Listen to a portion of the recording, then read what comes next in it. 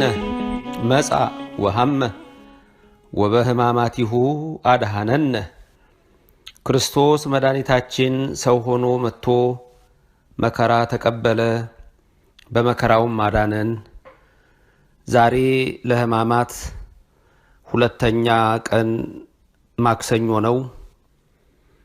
እግዚአብሔር አምላኬ በህማማቱ ምን አደረገልኝ በሚለው በዛሬው ዕለት ማክሰኞ ቀን ምን እንደተፈጸመ ምን እንደሆነ ረድኤተ እግዚአብሔርን አጋዥ በማድረግ እንሰማለን። በዓለማችን ያለውን መከራውን፣ ስቃውን፣ ደዌውን፣ ጭንቀቱን፣ ፈተናውን፣ ወረርሽኙን፣ ቸነፈሩን ይህን የሚያስፈራውን ሁሉ ያርቅላችሁ፣ ያርቅልን፣ ከዓለም ሁሉ ያርቅልን። እግዚአብሔር ለብርሃነ ትንሣኤው ያድርሰን። ማክሰኞ የግብረ ሕማማት ንባብ የሁለተኛው ቀን ንባብ ይነበብበታል። የሰሙነ ሕማማቱም ሁለተኛ ቀን ስለሆነ ሕማሙ ይነገርበታል። በወንጌል እንደተጻፈ ግን ዛሬ መድኃኒታችን ኢየሱስ ክርስቶስ ምን አደረገ? ጸሐፍት ፈሪሳውያንስ በዛሬው ቀን ምን ሲሰሩ ዋሉ የሚለው እንመለከታለን። ከጸሐፍት ከፈሪሳውያን ምን እንዳደረጉ ልንገራችሁና እንደ ትላንቱ እንደ ሰኞው ዛሬም ስብሰባቸውን አድርገዋል። በዚያን ጊዜ ይላል ማክሰኞ ቀን የካህናት አለቆች የሕዝብም ሽማግሌዎች በቀያፋ በሚባለው በሊቀ ካህናቱ ግቢ ለሁለተኛ ቀን ስብሰባ አድርገዋል። በዛሬው ስብሰባ ላይ የተነጋገሩት ነገር እንዴት በተንኮል ኢየሱስ ክርስቶስን አስይዘን እንዴት የሐሰት ፍርድ በሱ ላይ አስፈርደን እንገድለዋለን የሚል ምክር ተማከሩ። ምክራቸው የማክሰኞውም አልጸናላቸውም። እርስ በርሳቸው የተከፋፈለ ሐሳብ ነበራቸው። ምክንያቱም በዓል እየደረሰ ነው። ሐሙስ ተነገ ወዲያ ከሁለት ቀን በኋላ የፋሲካ በዓላቸው ይደረጋል። ከዛን የሚጀምረው ከሐሙስ አይወጣም ፋሲካ። ከግብጽ የወጡበትን ቀይ ባህርን ተሻግረው የሄዱበትን ያንን ፋሲካቸውን ሲያከብሩ ስለነበረ በተለይ ከግብጽ ከወጡ በኋላ በአፍለኛ እንዲሁም ደግሞ በተለያዩ በንፍሮ አክብረውታልና የቂጣው በዓል ተብሎ ይታወቃል። ስለዚህ ይሄንን በዓል ሐሙስ ስለሆነ እንዴት አድርገን በበዓል እንይዘዋለን? ስለዚህ ሁከት ይነሳብናልና በዓሉ ይለፍ ብለው ስብሰባቸውን ግን በሊቀ ካህናቱ ግቢ አድርገው ኢየሱስ ክርስቶስን ለመስቀል ኢየሱስ ክርስቶስን ለመግደል ቀኑን ሙሉ በዚህ ሐሳብ ላይ ውለዋል። መድኃኒታችን ኢየሱስ ክርስቶስ በዚህ ቀን ምን አደረገ? ለእኛስ ምን አደረገልን የሚለውን ስናይ በቢታንያ በስምዖን ዘለምጽ ቤት ፋሲካውን እነሆ ከማድረግ ከሁለት ቀን በፊት በዛ በስምዖን ቤት እንደተገኘ የማቴዎስ ወንጌል ምዕራፍ 26 ይነግረናል። እዛ የሆነውን ታሪክ እንመለከታለን። ከዛ በፊት ይሄ ብዙዎች ሮብ ቀንም አድርገው ይተርኩታል፣ ግን ማክሰኞ ቀን ነው። በማክሰኞ ቀን የሆነ ነው። የማቴዎስ ወንጌልን ስትመለከቱ ምዕራፍ 1 ላይ የሚናገረው ቃል አለ። ወሶበ ፈጸመ እግዚ ኢየሱስ ዘንተ ኩሎ ነገረ ይቤሎሙ ለአርዳኢሁ። ኢየሱስ እነዚህን ቃሎች ሁሉ በፈጸመ ጊዜ ለደቀ መዛሙርቱ እንዲህ አላቸው ነው የሚለው። ምን አላቸው? ተአምርሁ ከመ እምድኅረ ክልኤ መዋዕል ይከውን ፋሲካ። ከሁለት ቀን በኋላ ፋሲካ እንዲሆን ታውቃላችሁ አላቸው። ስለዚህ ይህን ንግግር የሚናገረው መድኃኒታችን ኢየሱስ ክርስቶስ ማክሰኞ ቀን ነው። ከሁለት ቀን በኋላ ማለት ከዛሬ ነገ እሮብ አለ፣ ሐሙስ በዓሉ ይሆናል። ስለዚህ ከሁለት ቀን በኋላ ፋሲካ እንደሆነ ታውቃላችሁ ማለት እነሆ ነገ ረቡዕ ነው፣ ተነጎዳ ደግሞ ሐሙስ ነው። የፋሲካው በዓል የዛን ቀን ይሆናል። ስለዚህ በግልጽ እንድታውቁት እነግራችኋለሁ። የሰው ልጅ ሊሰቀል አልፎ ይሰጣል አላቸው። መቼ ነው አልፎ የሚሰጠው? የፋሲካው ቀን ነው። ምክንያቱም የፋሲካው ቀን የፋሲካው በግ ራሱ መድኃኒታችን ኢየሱስ ክርስቶስ ነው። እስራኤል ከግብፅ ሲወጡ መከራውና ቸነፈሩ የተጠፋላቸውና ሞተ በክሩ ከነሱ የተሰወረው ነጩን በግ አርደው ነበረ። ደሙንም በበራቸው በጉበናቸው ቀብተውት ነበረ። አብርሃም ልጁ ይስሐቅን ሊሰዋ በሞሪያ ተራራ በወጣ ጊዜ እግዚአብሔር አምላክ ቀንዱ በዕፀ ሳቤቅ የተያዘ ነጭ በግ አሳይቶት ነበረ። ያ ነጭ በግ ቤዛ ይስሐቅ፣ የይስሐቅ ቤዛ የሆነው የሁላችን መድኃኒት ኢየሱስ ክርስቶስ ምሳሌው ነበረ። ቀድሞ ጀምሮ በብሉይ የነበሩ መስዋዕቶች ሁሉ ለአማናዊው መስዋዕታችን ለኢየሱስ ክርስቶስ አምሳልና መርገፍ ነበሩ። ለዚህ ነው ቅዱስ ጳውሎስ በዕብራውያን መልእክቱ ምዕራፍ 1 ላይ እግዚአብሔር አምላክ እርሱ አስቀድሞ በብዙ ነቢያት ነገረን፣ በብዙ አምሳል ነገረን፣ በብዙ መርገፍ ነገረን፣ ኋላም በልጁ በመጨረሻው ዘመን እነሆ በልጁ ተናገረን ይላል። ስለዚህም የዛ ሁሉ ምሳሌ ኢየሱስ ክርስቶስ አምላካችን መጥቶ የፋሲካው በግ እንደሚሆን ነበረ። ቅዱስ ዮሐንስ ሊያጠምቀው እነሆ ገና ሲመጣ ሲያየው ነዋ በግኡ ለእግዚአብሔር ዘየአትት ኃጢአተ ዓለም፣ የእግዚአብሔር በግ እነሆ ይኸውና የዓለምን ኃጢአት ሁሉ የሚያስወግደው አለ። ስለዚህ መድኃኒታችን ኢየሱስ ክርስቶስ ለደቀ መዛሙርቱ እንዲህ አላቸው፣ ከሁለት ቀን በኋላ ፋሲካ እንዲሆን ታውቃላችሁ፣ የሰው ልጅም ሊሰቀል አልፎ ይሰጣል አላቸው። ስለዚህም ይሄ የሚሆነው ሐሙስ ነው። በፋሲካቸው ዕለት ነበረ ማታ ምሽት። የማቴዎስ ወንጌል 26 ቁጥር 6 እንደሚነግረን ኢየሱስ በቢታንያ በለምጻሙ በስምዖን ቤት ነበረ ይላል።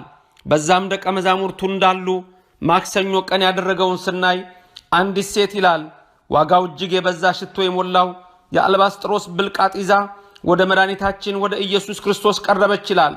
ይህች ሴት ስለ ግል ሕይወቷ በቤተ ክርስቲያናችን የተጻፈው ታሪክ ሲነግረን እጅግ መልከ መልካም የሆነች ውብ የሆነች ሴት ነበረች። አንድ ቀን ግን መላ ሰውነቷን በመስታወት እያየች ይሄ ስጋ በስባሽ፣ ይሄ ስጋ አፈር፣ ይሄ ስጋ ጠፊ ነው አለች።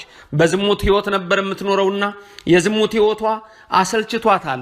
ከዛ የምትወጣበትን መንገድ ትሻ ነበር።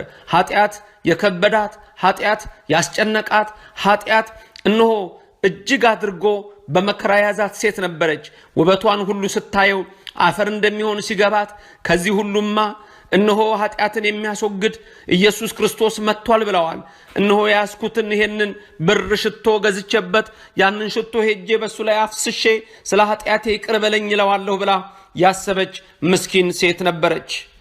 ወደ ሽቶ ሻጭ ሄዳም የ300 ብር ሽቶ ስጠኝ ስትለው እንዲህ አይነት ሽቶ ዋጋ የለኝም፣ እንዲህ አይነት ሽቶ የለም፣ በ300 ዲናር እንዴት ነው ከየት ነው የሚመጣው ሽቶ? ይሄንን ዋጋ እነሆ ብዙ ሽቶዎች ከሆነ ውሰጂ፣ አይደለም አንድ ሽቶ በ300 ብር ስጠኝ አለችው። የዛን ጊዜ ይሄ የለኝም ስትል የዛ ሰው የነጋዴው እናት ከጓዳ ሰምታ ልጄ አንድ ሽቶ አለ እዚህ ቦታ እሱን ስጣት፣ እሱ ደግሞ ነብዩ ሳሙኤል ይዞት የነበረው እነሆ ሽቶ ነው፣ ዳዊትን የቀባበት ሽቶ ነው፣ ሶሎሞንም ከዛ በተረፈው ነክሶበታል፣ ተቀብቶበታል። ስለዚህ እሱን ሽቶ ሽጥላት አለችው። በ300 ብር እነሆ ያንን ሽቶ ሸጠላት። ቀጥታ ወደ ስምዖን ቤት ሄደች። ኢየሱስ ክርስቶስ ማክሰኞ ቀን በስምዖን ቤት በማዕድ ተቀምጦ ሳለ ገባች ሴቲቱ፣ በራሱ ላይም አፈሰሰችው። ይህን ጊዜ ደቀ መዛሙርቱ ተቆጡ ይላል። ይህንን የሚለው ምንድነው? የተቆጣው ይሁዳ ነው። የተቆጣበትም ምክንያት ምንድነው? ለምንድነው ይሄ ሽቶ ዝም ብሎ የሚፈሰው? ለምንድነው ለጥፋት የሚሆነው? ሴቲቱ ግን በራሱ ላይ አፍስሳ እግሮቹንም አብሳ ነበረ። የዛን ጊዜ እነሱ በልባቸው ይሄን ሲሉ ኢየሱስ ክርስቶስ በልባቸው ያሰቡትን አውቋል። እችን ሴት ለምን ታደክሟታላችሁ? መልካም ስራ ሰርታልኛለችና እንደውም ስሟ ወንጌል በተጠራበት ሁሉ ይጠራል ብሎ አራቱም ወንጌላውያን ማቴዎስም፣ ማርቆስም፣ ሉቃስም፣ ዮሐንስም አራቱም ቅዱሳን ወንጌላውያን ስለዚህ ሴት ጽፈዋል። ወንጌል በተነሳበት ሁሉ የዚህ ሴት ስሟ ይነሳል አላቸው። እችን ሴት ለምን ታደክሟታላችሁ? ቀጥሎ ያለው መድኃኒታችን ኢየሱስ ክርስቶስ ምንድነው? ይሁዳ ተሸጦ እነሆ ብሩ ቢመጣ 300 ብር ለድሆች ይሆን ነበር አለ። ይሁዳ ማለት ደግሞ ወደዛ መጥቶ ምዳይ ምጽዋት ይዞ ከ100 ብር 10 ብር የሚከፈለው ሰው ነበር። ልብ በሉ። ከ100 ብር 10 ብር ስለሚከፈለው ከ300 ብር ስንት ጎሏል? 30 ብር ማግኘት ሲችል አልቻለም፣ አላገኘም። ለድሆች ቢሆን አለ ለድሆች አስቦ አይደለም። ኢየሱስ ክርስቶስም መድኃኒታችን ምን አለ? ድሆች ሁል ጊዜ ከእናንተ ጋር ይኖራሉ፣ እኔ ግን ሁል ጊዜ ከእናንተ ጋር አልኖርም። እርሷ ይህን ሽቶ በሰውነቴ ላይ አፍስሳ ለመቃብር ያደረገች፣ እውነት እላችኋለሁ የወንጌል በዓለም ሁሉ በማናቸውም ስፍራ በሚሰበክበት እርሷ ያደረገችው ደግሞ ለእርሷ መታሰቢያ እንዲሆን ይነገራል አላቸው። ይሁዳ ተቆጣ። እነሆ በዛ በስምዖን ዘለምጽ ቤት በቢታንያ ይህች ሴት የኃጢአት ስርየት አገኘች። ዛሬ መድኃኒቴ ኢየሱስ ክርስቶስ በማክሰኞ በሕማሙ ዕለት ምን አደረገልኝ? በሊቀ ካህናቱ ግቢ ተሰብስበው እንስቀለው እንግደለው እያሉ እነሱ ሲናገሩ እሱ ግን ኃጢአትን እያስወገደ ነበር። በደሏ የበዛባትን ኃጢአት ከበደሏ እየደመሰሰ ነበረ። ወገኖቼ ዛሬ በዚች ሴት የምንመሰለው እኔና እናንተ ነን።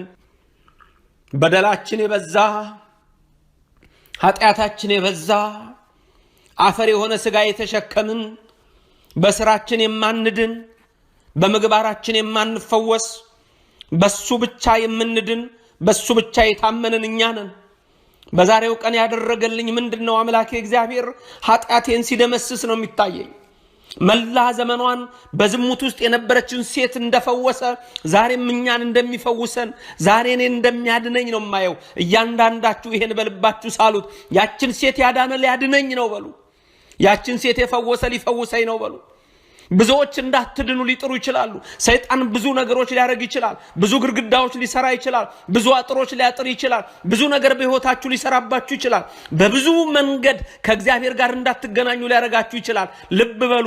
በዚህ ሰዓት በመላ ዘመኗ በዝሙት ውስጥ የነበረችውን ሴት፣ በኃጢአት ውስጥ የነበረችውን ሴት ይቅር በለኝ ብላ እነሆ ሽቷን ይዛ ወደሱ ብትመጣ የዛን ጊዜ ኃጢአቷን ሁሉ ደምስሶላታል። እናንተም እንዲበሉ አዎ ዛሬ የምሰጥ ሽቶ የለኝም በሉ። ዛሬ የማቀርብልሽ ሽቶ የለኝም በሉ። ኃጢአቴ እነሆ የበዛ ነው። ኃጢአቴ የሸተተ ነው። ኃጢአቴ ክፉ ነው በሉ።